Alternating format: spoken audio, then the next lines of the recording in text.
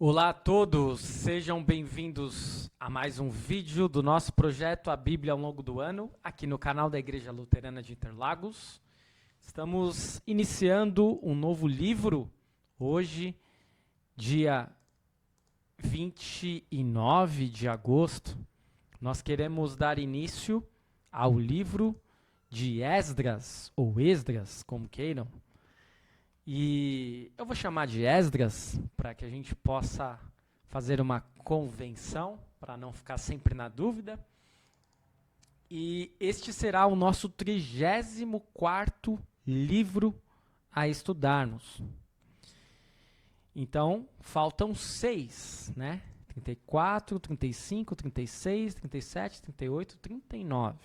São 39 livros do Antigo Testamento, então faltam 6 livros para finalizarmos o Antigo Testamento. Iniciando, então, pela introdução ao livro de Esdras, com o tema deste livro, restauração. O autor é o próprio Esdras, a data entre 457 a 444 a.C., o local, Judá, e os destinatários, os judeus. Os personagens principais, Esdras, o rei Ciro, o rei Dario, mas poderíamos ainda incluir aí Zorobabel. E o templo será reconstruído com doações do povo. Os acontecimentos principais, o decreto do rei Ciro, o primeiro grupo retorna para Jerusalém, a reconstrução do templo, a celebração da Páscoa, o segundo grupo retorna para Jerusalém, e Esdras ensina a lei para o povo. Eu vou trazer aqui alguns comentários do livro Manual Bíblico da Sociedade Bíblica do Brasil, que fala na introdução ao livro de Esdras o seguinte: Esdras e Neemias são apenas um livro na Bíblia hebraica chamada Esdras. E é por isso eu coloco no próximo slide que é exatamente como é apresentado o livro de Esdras junto com Neemias, porque formava apenas um único livro, naquele vídeo The Bible Project. E abrange-se um período de aproximadamente 100 anos, de 538 a 433 a.C. Aqui termina a história da nação judaica, narrada no Antigo Testamento. Esdras é continuação, portanto, do livro de Crônicas. Depois de estudarmos tantos livros proféticos, estamos retornando para um livro histórico. Esdras e Neemias não são livros proféticos, mas livros históricos. E, claro, né, lá em 2 Crônicas, nós tínhamos finalizado com a destruição de Jerusalém por Nabucodonosor em 587 a.C. e o povo havia sido levado ao exílio na Babilônia. Esdras e Neemias vão descrever um retorno em 3 etapas. Primeiro, o grupo principal que retornou com Zorobabel em 538 ou 537 a.C., os exilados que retornaram com Esdras 80 anos mais tarde, em 458 a.C., e o grupo de Neemias, que voltou em 445 a.C. Por isso que, como nós estamos estudando a Bíblia ao longo do ano numa sequência cronológica, estamos tentando fazer este estudo, nós não estudaremos o livro de Neemias logo na sequência de Esdras. Faremos um estudo de Ester, depois Ageu, Zacarias, e aí então estudaremos o livro de Neemias. E depois faltará apenas um último profeta para estudarmos, certo? Essa será a sequência, então, recapitulando, Esdras, começamos Esdras hoje, depois Ester, né? Não necessariamente amanhã, porque nós vamos continuar estudando Esdras, mas estou colocando apenas a sequência dos livros. Esdras, Ester, Ageu, Zacarias, Neemias e, por último, Malaquias. São estes os últimos livros que nós iremos estudar. Mas retomando aqui o nosso comentário, por causa da dificuldade com a cronologia dos dois livros, algumas pessoas questionam o retorno de Esdras e Neemias a Jerusalém durante o reinado do mesmo monarca, preferindo colocar Esdras com Artaxerxes II num período posterior. No plano mais amplo, esses acontecimentos da história dos judeus se inserem no período após a queda do Império Babilônico, que foi conquistado por Ciro, rei da Pérsia, em 539 a.C.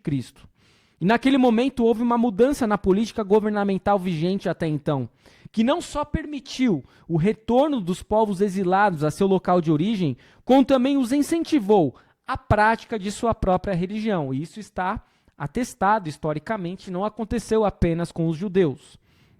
Os judeus puderam voltar a ser judeus, embora totalmente sujeitos à Pérsia.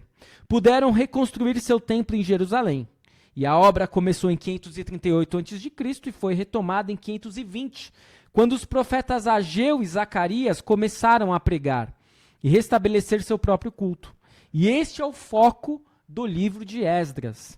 Esdras e Neemias abrangem os reinados de 5 reis persas, e um sexto, Dario II, é mencionado em Neemias 12, 22. Não se sabe quem escreveu os livros, mas nós cremos que foi o próprio Neemias. Aliás, o próprio Esdras, corrigindo, o próprio Esdras. A data mais antiga seria por volta de 400 a.C. Data é sempre uma questão muito controversa, né? Aqui nesse slide nós temos 457 a 444 a.C. O compilador pode ter sido cronista ou alguém relacionado com ele, seja quem for. Ele parece ter se baseado em memórias pessoais de Esdras e Neemias na edição dos livros que levam seus nomes. Quase 50 mil judeus voltaram do exílio, o que é um grupo pequeno, se comparado com o povo que havia saído antes do exílio, ou o povo que havia sido antes do exílio. Porém, a sobrevivência deste remanescente era sinal de que Deus continuava a amar o seu povo. O que vemos em Esdras e Neemias é um Israel cortado quase até a raiz, mas que recebe novo vigor da fonte de nutrientes que havia negligenciado, a saber, a lei mosaica, a lei de Moisés. E pela sua nova preocupação com a pureza, já dá sinais de transformação no judaísmo, que quer gostemos dele ou não, encontraremos também no Novo Testamento, né? Isso aqui é sempre muito controverso, né? É uma porção do judaísmo, não é? O povo de Deus, não era?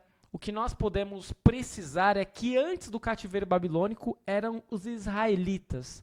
No retorno da Babilônia, vai se formar de fato uma religião judaica, que não está apenas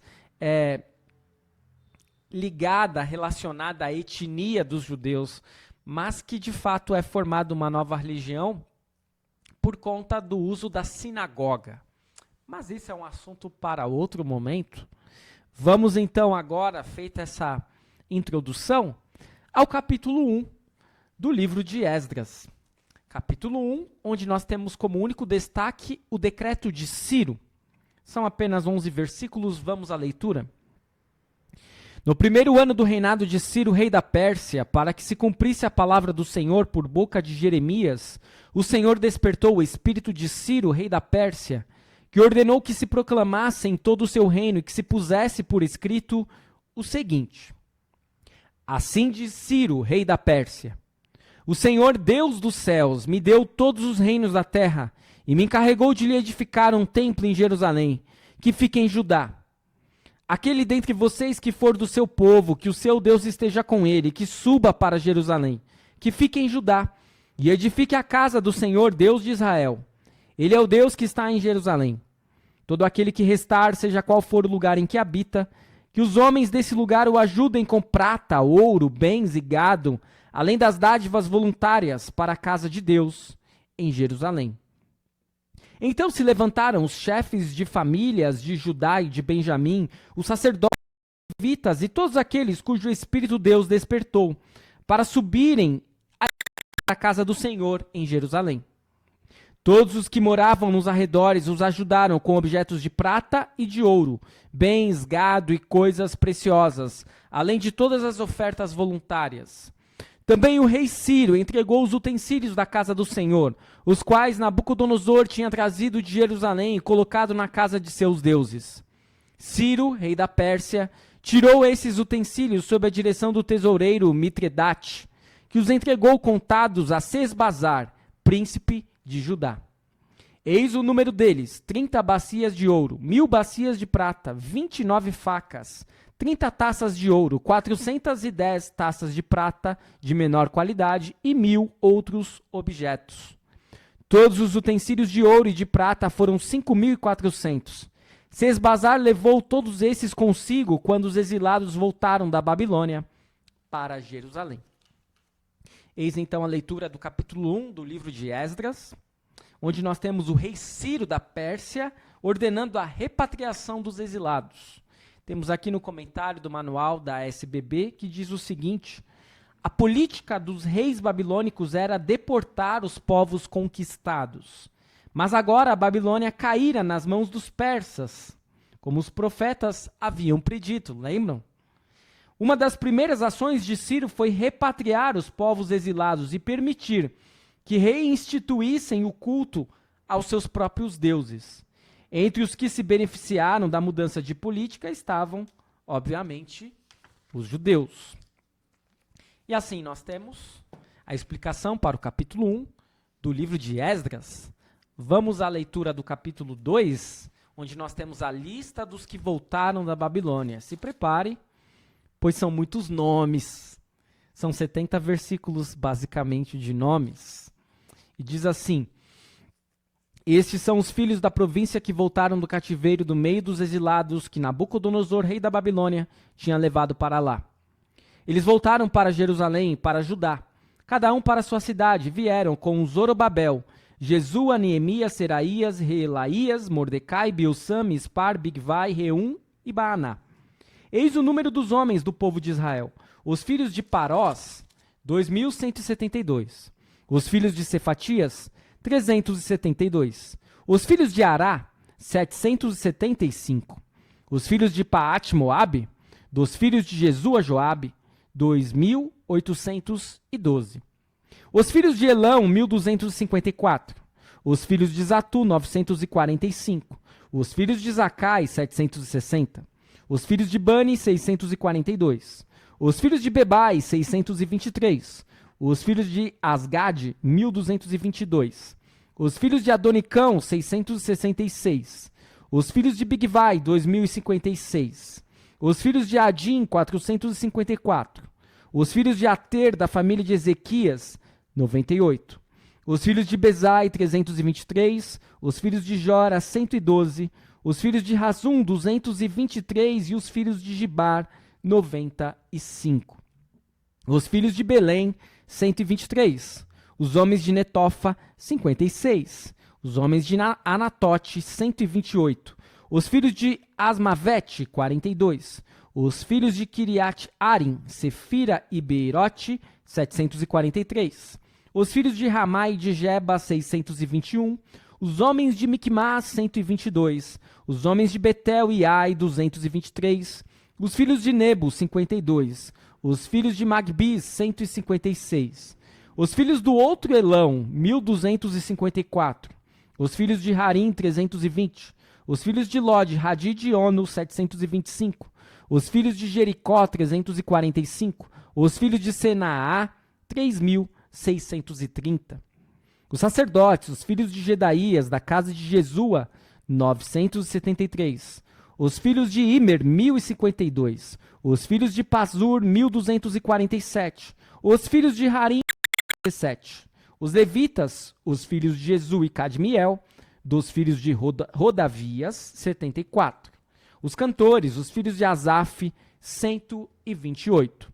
Os filhos dos porteiros, os filhos de Salum, os filhos de Ater, os filhos de Talmon, os filhos de Acube, os filhos de Ratita, os filhos de Sobai, 139 ao todo.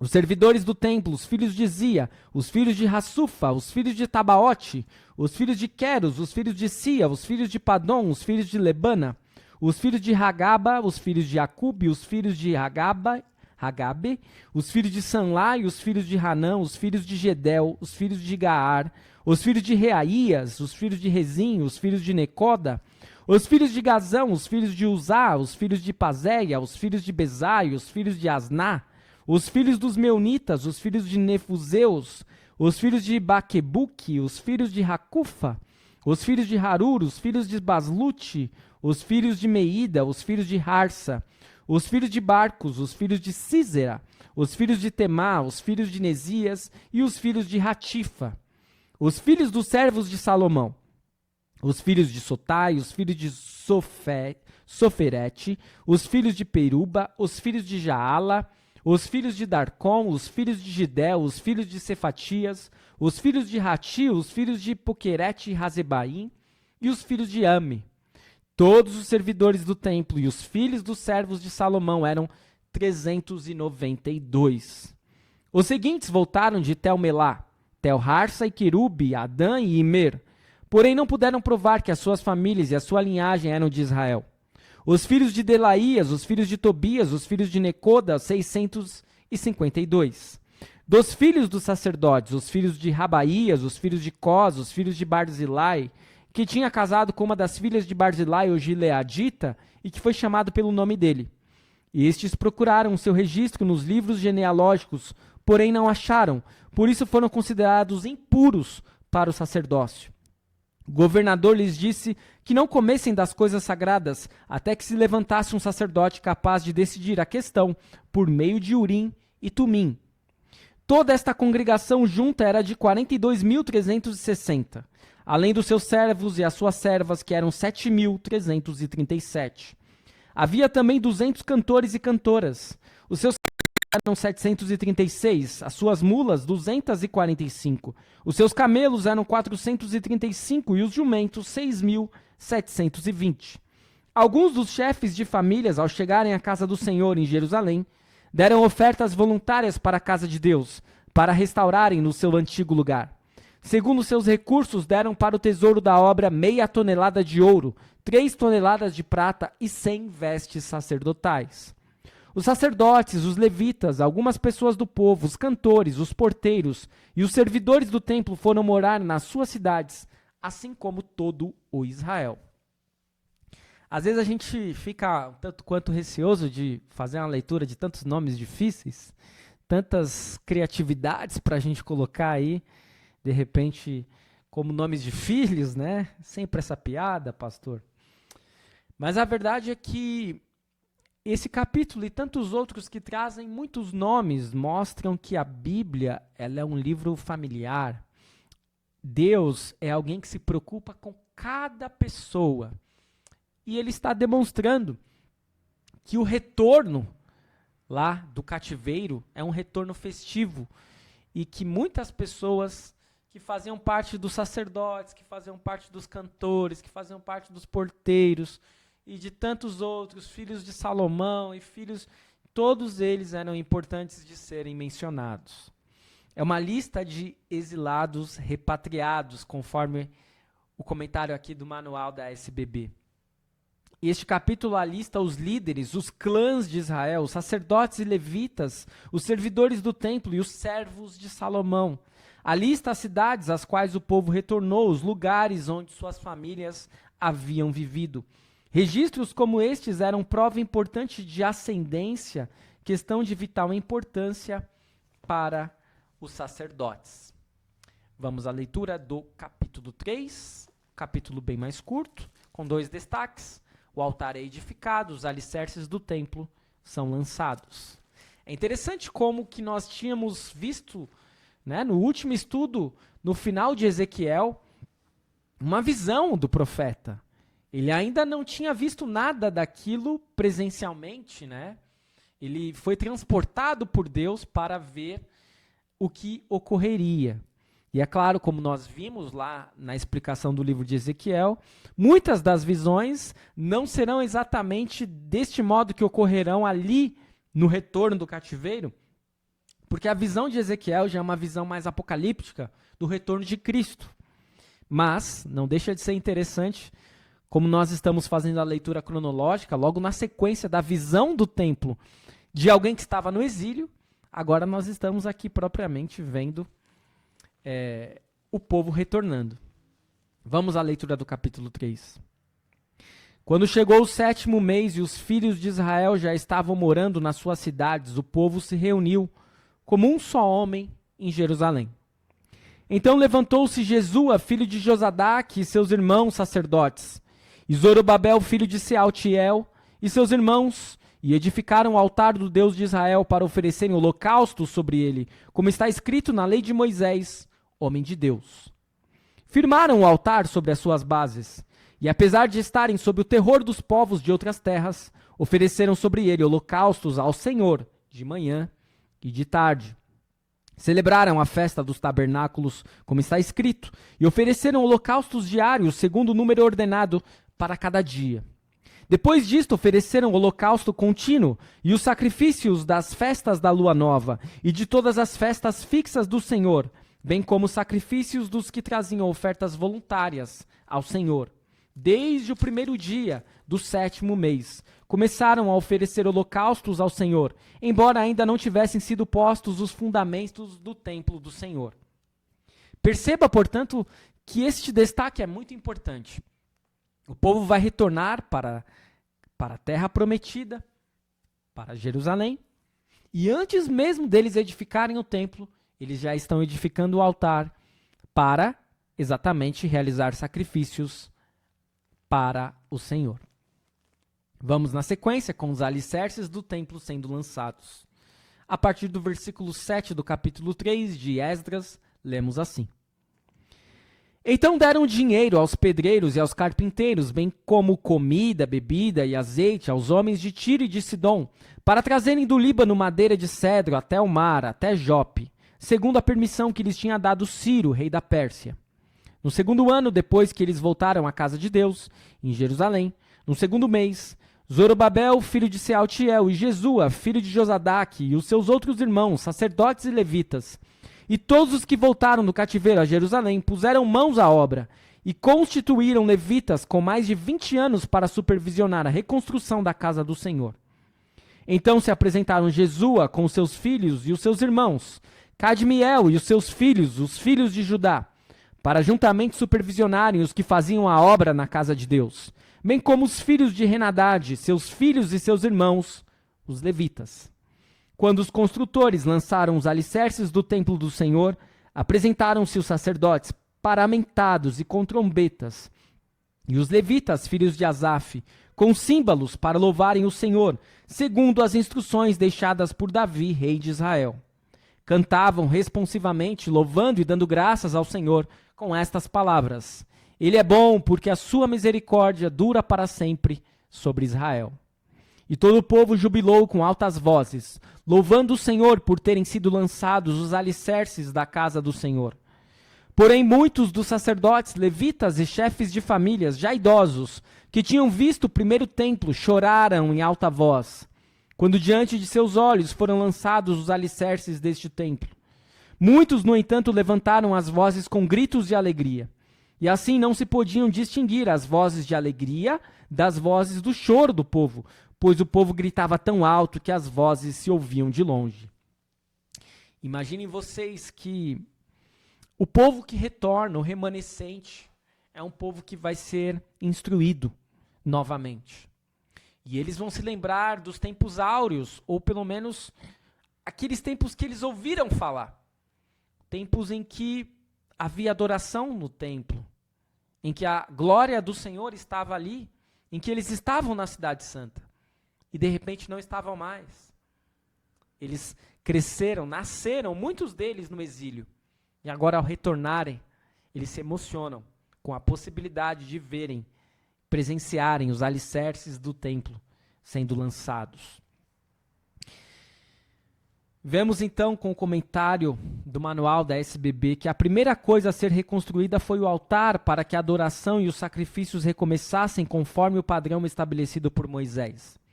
A frase, como está escrito na lei de Moisés, é quase um refrão no livro de Esdras. Tudo devia ser feito de modo correto, não se tratava de criar algo novo. mas de restaurar a antiga e autêntica tradição. A exemplo do que havia ocorrido na época de Salomão, o cedro selecionado que seria usado na construção deste templo foi trazido do Líbano, mas o trabalho não foi muito além da colocação dos alicerces. Por quê? Porque nós temos, logo depois do capítulo 3, o capítulo 4, onde nós temos os inimigos fazendo parar as obras. Claro, estava tudo muito fácil, estava tudo muito festivo, era só alegria, só que não, porque sempre há oposição à obra do Senhor. Vamos à leitura do capítulo 4, que finaliza o nosso estudo de hoje de Esdras. Mas antes da leitura, deixa só eu colocar aqui o meu carregador.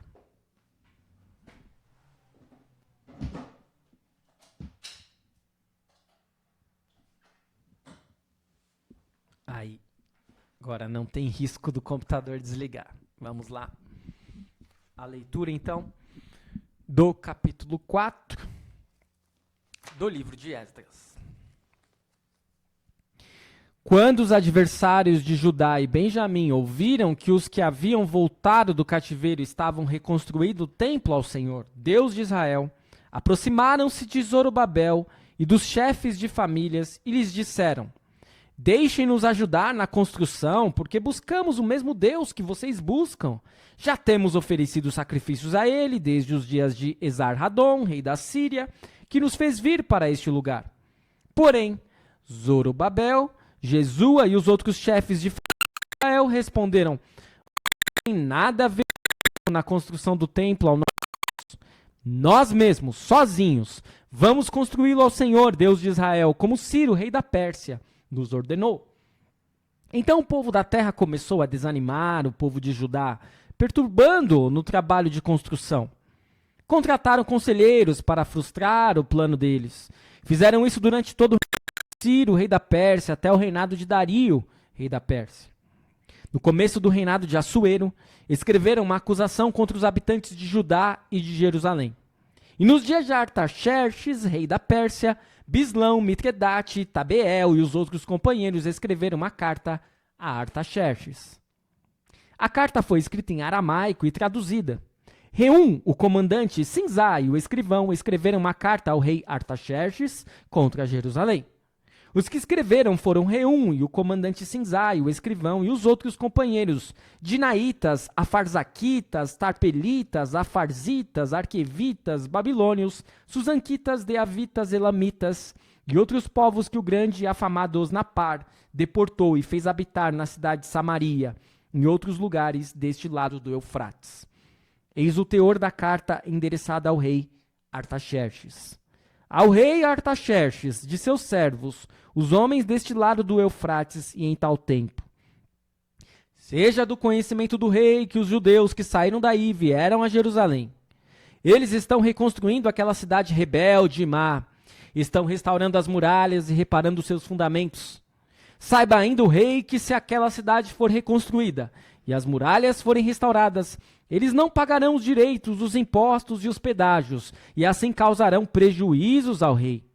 Agora, como somos assalariados do rei e não queremos ver a desonra dele, por isso mandamos este aviso ao rei, para que faça uma investigação no livro das crônicas de seus pais.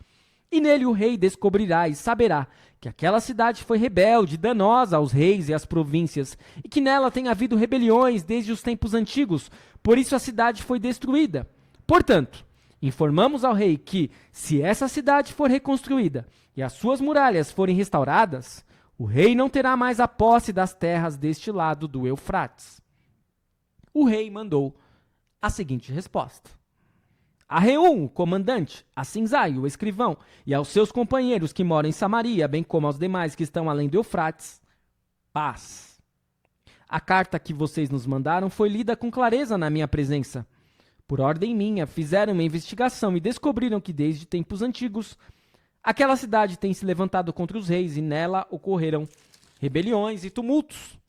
Também houve reis poderosos sobre Jerusalém que dominaram toda a região além do Eufrates, aos quais foram pagos direitos, impostos e pedágios. Agora, Deem uma ordem para que aqueles homens parem o trabalho e aquela cidade não seja reconstruída, a não ser com autorização minha. Tenham cuidado e não sejam negligentes nestas coisas, porque aumentaria o dano em prejuízo dos reis. Depois que a cópia da carta do rei Artaxerxes foi lida diante de Reum, de Sinzai, o escrivão, e dos seus companheiros, eles foram depressa a Jerusalém. Aos judeus, e de mão armada os forçaram a parar a obra. Assim, a obra da casa de Deus em Jerusalém foi interrompida, e isso até o 2º ano do reinado de Dario, rei da Pérsia. Sempre acaba existindo oposição, não tem jeito. Os inimigos paralisam a obra. Os colonos ofereceram ajuda, eles também ofereciam sacrifícios ao Deus daquela terra, mas os judeus não aceitaram a ajuda, e o que levou os colonos a causar problemas. Conseguiram paralisar a obra por 15 longos anos, 15 anos, até Dario subir ao trono. Os versículos 6 a 23 interrompem a sequência cronológica para completar o relato da oposição até a época de Esdras e Neemias, quase 100 anos mais tarde. Aqui, o pomo da discórdia era a reconstrução dos muros. Parece que construir ou reconstruir muros sempre dá problema. Será que o povo ali, local, realmente estava querendo ajudar? Ou será que eles queriam algo mais? Será que eles já não tinham uma intenção ruim desde antes? Perceba que aqui vai começar a existir um estremecimento. Já antes já houve, né, entre judeus e samaritanos, mas aqui um pouco mais, porque vai existir dentre esses povos que estão contra os israelitas, contra os judeus, muitos povos que vão descender ou vão fazer parte da história dos samaritanos.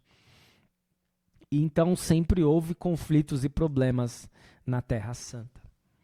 Vamos retomar os principais ensinamentos com auxílio da Bíblia da Reforma. No capítulo 1 do livro de Esdras, o Senhor desperta Ciro, o persa, para enviar para casa um remanescente dos judeus exilados, como profetizado por Isaías e Jeremias. Hoje o Senhor dos céus continua a governar as nações para o bem do seu povo, ainda que muitas vezes por meio de governantes que são pecadores, corruptos, né? Mas Deus está governando, né? Muitas vezes esses governadores ruins, claro, eles vão pagar, eles vão sofrer as consequências dos seus erros, mas Deus muitas vezes transforma o mal em bem. No capítulo 2, embora 42.360 pessoas respondam ao convite de Ciro para retornar a Judá, relativamente poucos levitas, trabalhadores essenciais ao templo, aparecem na lista. O Senhor dá a cada um de nós uma função no serviço à nossa congregação. O serviço da casa de Deus requer o nosso fiel suporte por meio de palavras e ações. Então, quer dizer, a tribo dos levitas não estava muito interessada em voltar. Quem sabe, talvez, porque eles não tinham direito à herança, à terra, à propriedade. Quem sabe, talvez, eles estavam se sentindo melhor lá na Babilônia.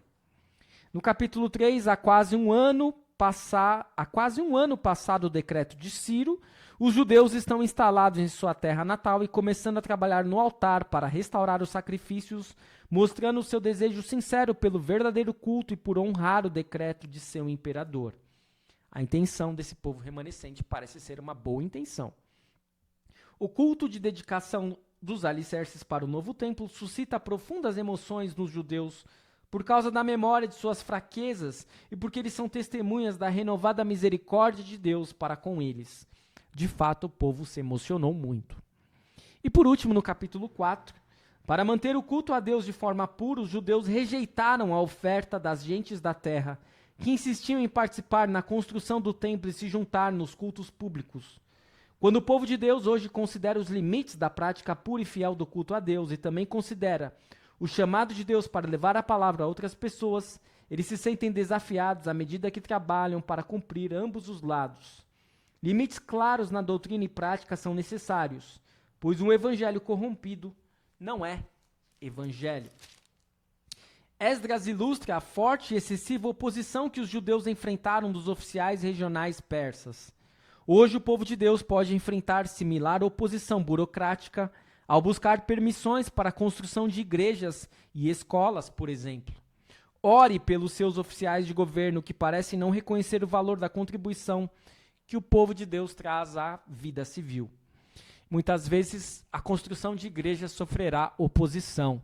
Oposição do município, oposição dos vizinhos. E claro que nós não devemos retalhar na mesma moeda. Nós não devemos buscar vingança. O que nós precisamos fazer é trabalhar pelo reino. E mostrar que não estamos interessados apenas em mero proselitismo, mas no bem da sociedade, da comunidade. Por último, a resposta de Artaxerxes e a violenta intervenção dos oficiais locais pararam os projetos de construção civil em Jerusalém, sendo mais importante a obra do templo.